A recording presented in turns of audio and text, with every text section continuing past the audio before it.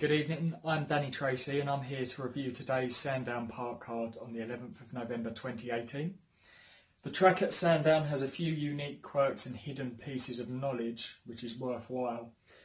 The track rides right-handed with an uphill finish, and the most notable thing to note is the going conditions. As a punter, I've noticed the course can ride slightly slower than the stated going, due to it being a dual purpose course. With watering occurring in the summer for the flat fixtures, meaning the going can often ride slower than expected come winter conditions. This is due to the amount of water put on it all year round. The hurdles course usually is more prone to this trait, as it follows the direct route of the flat circuit. This was shown by the hurdles course today having the going conditions of heavy, whereas the chase course had near going conditions of soft. Our opening race was a conditional jockey's handicap hurdle over the distance of 2 miles 3. This was won by Eragon de Charnay, trained by Gary Moore and under the guidance of Niall Houlihan, who's a £10 claimer. He was always up with the pace and found himself out in front with 3 to jump. A mistake at the second last didn't halt his momentum and he went on to win by a strong 8 lengths. The gelding has a 50% strike rate on going of soft or worse and had done the business at the venue back in March. I was really taken by his attitude, his will to win and his ability to dig in, despite the mishap with 2 to jump. Second race was our first trip round the chase course over a distance of 2 mile 4. The prizes were scooped by champion jockey Richard Johnson aboard the Philip Hobbs trained Springtown Lake. He was the top weight and he defied the ground conditions as well, and he made all from the off. Springtown Lake was fired over the railway fences in front on what was his chasing debut, giving him plenty of time to eye them up and measure them. First round of jumping was near foot perfect, but there was a slightly messier round on the back straight on the second circuit, which allowed the chasing pack a bit of a sniff back at him, but he saw off a pretty smart looking horse called Molyneux with 3 to go. And then after that there was a strengthening challenge from Lithic and Bentley de May, and he saw them off really convincingly in the end. He really got his head down. But there was a really exciting finish to this one, and it was a real determined performance from the 6-year-old. And to be honest, I can see a couple more wins from him this year, just through the pure grit and determined attitude that he showed today, and also the positives shown from the first round of jumping. The third race was a step back across to the hurdles course over a distance of 1 mile 7 for a maiden hurdle. There was a bit of a hesitation at the start of this one, with no one really wanting to go out in front, but Leighton Aspel decided to take up the running, and he went off under on the ride of Savannah, who's the 5 to 4 favourite. He held this position right until the second last before being taken on successfully by Tom O'Brien's mount, Eldorado Allen. In reality though, Eldorado Allen's breath and pounding hooves must have been ringing in the ears of Severano and Aspel all the way round, as he was well poised before the grey produced a real good momentum jump at the second last to go from third to out in front within a couple of strides.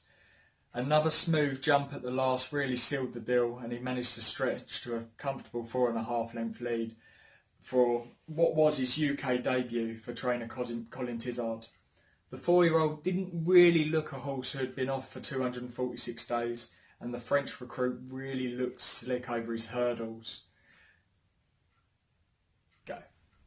Race 4 was the Future Stars Intermediate Chase over a distance of 3 miles.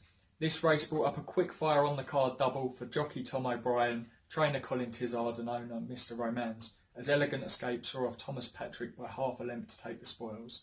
This race had the much anticipated return to the track for Nicky Henderson's Terrafall. The JLT runner-up really seemed to fade late on his seasonal debut. Terrafall got one wrong early in his second circuit and he was never really comfortable from then on, and he weakened coming into the home straight on the run-in.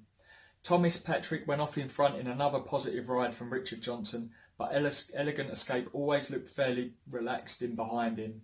Thomas Patrick only really made one real mistake on the way round, and Elegant Escape just picked him off up the hill. If you're a Richard Johnson, you would feel utterly sick aboard Thomas Patrick, as he didn't really do a lot wrong other than one stumble over the fence, but Elegant Escape just managed to outbattle him up the hill. But I would say there was a lot more to come from Thomas Patrick this season. He's got a good determination, good attitude, and Richard Johnson really seems to get the best out of him. So he's the one I would take out of the race today. Our fifth race of the afternoon was a 1 mile 7 handicap hurdle. A 20 runner field for this handicap, with the winner being as big as 25 to 1 at the off. And it was another winner on the card who made all. Totterdown never really weakened, with jockey Daniel Hiskett showing full confidence in his mount. Totterdown really took it to his competitors 3 out, stretching to a 9-length advantage to the second last, and could even afford to nearly walk over the final fence and ease down to win by a distance of 6 lengths. A well-deserved rest and a drink for the winner, who really performed fantastically. Race 6 was the Veterans Handicap Chase over a distance of 3 miles.